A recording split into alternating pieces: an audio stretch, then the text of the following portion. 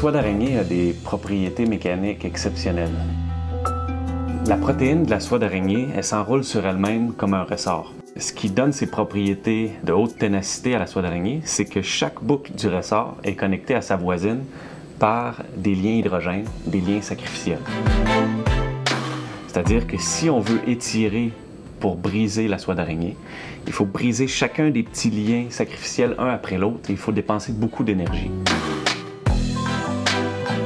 Dans les fibres qu'on fabrique, on se retrouve avec différentes boucles et lorsque la fibre, elle boucle sur elle-même, bien, elle va créer un lien parce que le matériau va se fusionner à lui-même. Et donc, on vient de recréer le lien sacrificiel comme dans la soie d'araignée. Je pense que la beauté du procédé, en fait, c'est son élégance, ça vient du fait qu'on utilise une instabilité de la mécanique des fluides pour générer les patrons.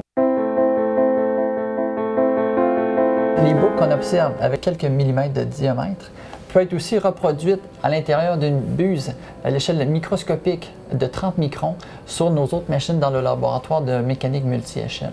Cette instabilité-là peut être exploitée dans différentes applications.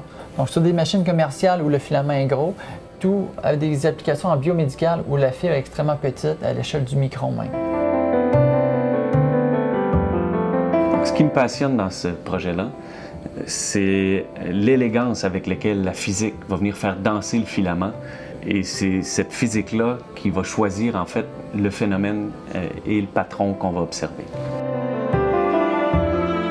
Et on a vu que certaines boucles étaient plus performantes mécaniquement que d'autres. Certaines étaient très tenaces, mais peu rigides. Il y en a qui étaient beaucoup rigides et peu tenaces. Ici, on a une fibre avec un patron d'instabilité dit de figure en 8, avec une boucle de chaque côté en alternance du milieu de la fibre. Là, lorsque je vais tirer dessus, je dois briser chacun des liens avant de briser la fibre. Et on peut imaginer une application future de cette technologie-là où, avant la rupture ultime de la fibre, qu'on pourrait avoir relâchement et reformer les boucles de façon automatique et avoir une boucle qui pourrait être répétable.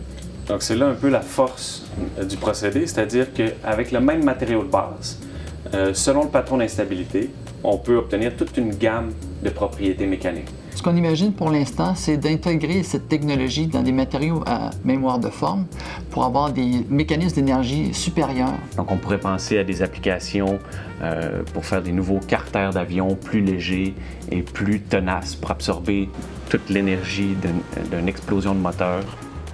Une autre application potentielle pour ces petites fibres avec des boucles, ce serait de les intégrer dans des matériaux conducteurs électriquement. Donc ces fibres avec les boucles pourraient devenir des électrodes qui pourraient supporter de très grandes déformations.